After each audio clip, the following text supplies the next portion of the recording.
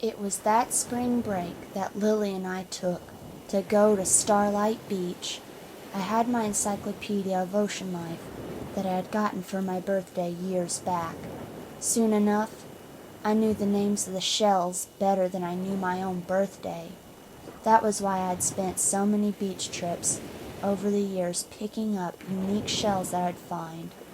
I still haven't finished my nature collection. My goal is to not only have one of each type of shell in my book, but to have several in unique sizes and colors. And that was what I decided to do this time, when Lily asked me to go with her. As I've said before, she's a huge paranormal fanatic. The Cape Rose Lighthouse on Starlight Beach is said to be ridden with spirits. She says that she thinks it's really a big scam, but she kind of freaked out when I joked that she should have no problem going by herself then. When we first arrived there, we had our lunch on the pier, sitting on the rail. After exchanging a few jokes about the lighthouse haunts, I took my shoes off so I could feel the entire sensation of the beach beneath my feet. We carried our shoes in our hands. I started by testing the water with my foot, and the water was warm and a rich blue color. I really enjoy wading through the water, so I waded through it along the pier all the way back up to the shore.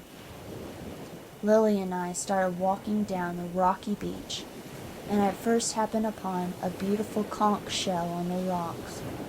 It came in a color I had only seen in books. I picked it up. Lily and I kept walking and walking and walking on the rocky shores, and said nothing. The only sound to be heard were the waves gurgling over the rocks. Eventually, I stepped on something that felt like it pinched my foot, but it wasn't a hermit crab. It turned out to be a few cowrie shells clustered in the same spot, also beautiful and of varying sizes. One of them had these one-of-a-kind speckles on the back of it. I picked them up and put them in my bag. I turned around to look back at the lighthouse. It was so eerily still, as no one was working there with it being a Sunday. Then Lily pointed out the seagulls flying above.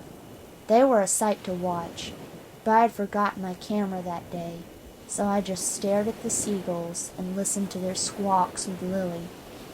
We stood still there in the waves where the rocks ended and the sand began. The waves flowed over our feet, bringing sand with them until our feet were buried. I looked down and noticed that there was this beautiful shell that had just been washed ashore. I knelt down to pick it up, and a really big wave came and covered my face. It was the kind of wave that comes when the moon is on its way. Lily looked around, acting kind of spooked, and I said, "What?"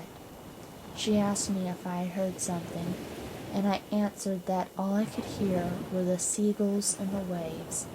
Lily explained that it sounded more like soft, indistinct speech. It stood still there for a moment, and I heard a soft voice speak two syllables that I couldn't interpret as a word. Then I thought for a minute that it was the power of suggestion, or typical Lily trying to play tricks.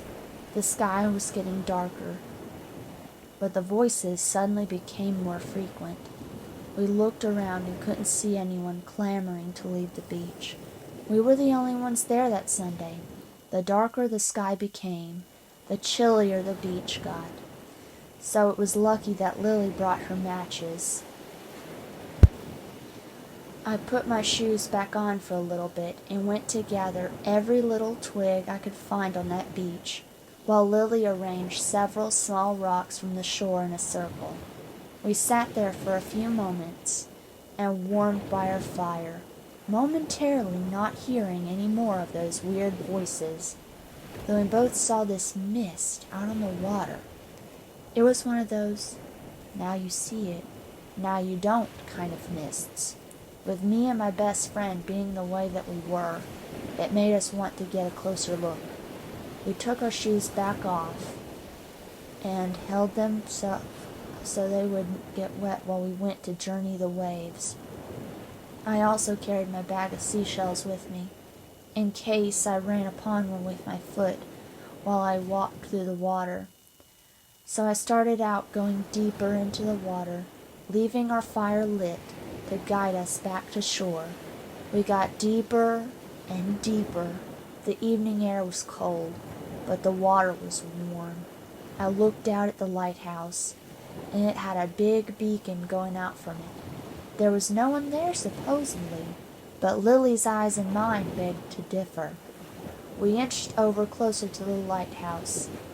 Even though the light was in a big, magnificent beam, it seemed like the water surrounding us was getting darker. Then there was this weird thing in front of us. It looked very sinister, like this.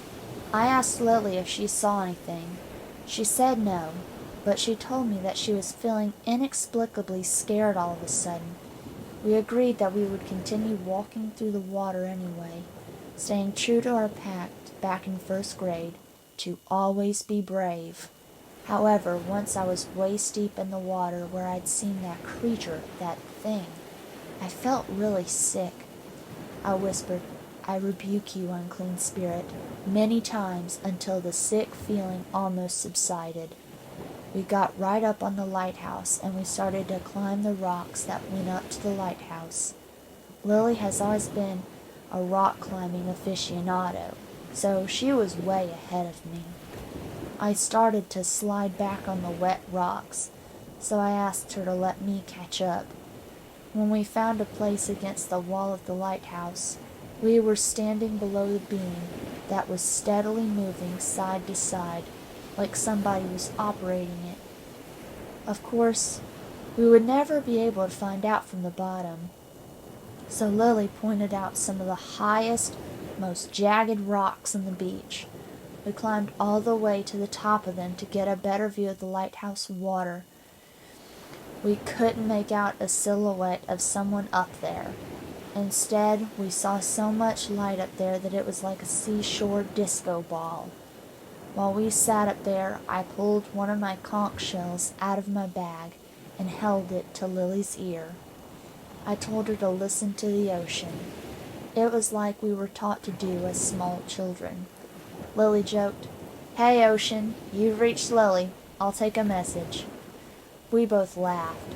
Then Lily tried to stand up to get a better view of the lighthouse tower, and on account of just one misstep, she slid and started to tumble. I reached out to catch her just in time and asked her if she was all right.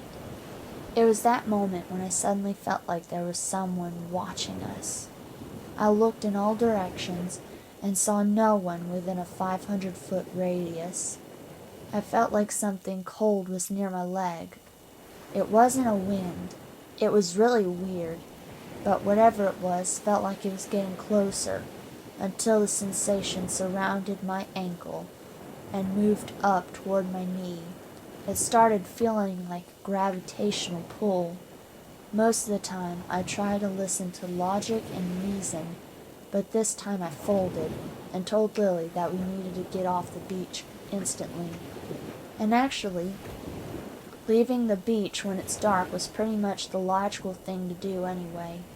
We got in our cars, and I was behind Lily so I could follow her back to town and get ready to explain to Mom and Dad what took me so long. I noticed that there was a crack in my windshield that wasn't there before. It was like somebody had thrown a rock at it. I saw nobody around the whole time, but somebody who was trying to play tricks had to have done it while we weren't looking. The next day, Lily and I paid a visit to our local library. We looked in the history section and happened upon an old book about the Cape Rose lighthouse itself. Here's where it gets crazy. The lighthouse operator not only had the brains and the brawn to keep the tower in full working order, but she was also a psychopath. She would take her unsuspecting victims to the beacon, and she would blind them with all that magnificent yet menacing light, and then she would push them out of the window, and they would fall to their death on the jagged rocks. Even though the words on the pages stated that she was finally put in prison for her actions in 1959, I'd reckon that this evil energy of hers remains with the land, and the souls of the victims wander the shores. Perhaps you could listen to the ocean and find out. What do you think?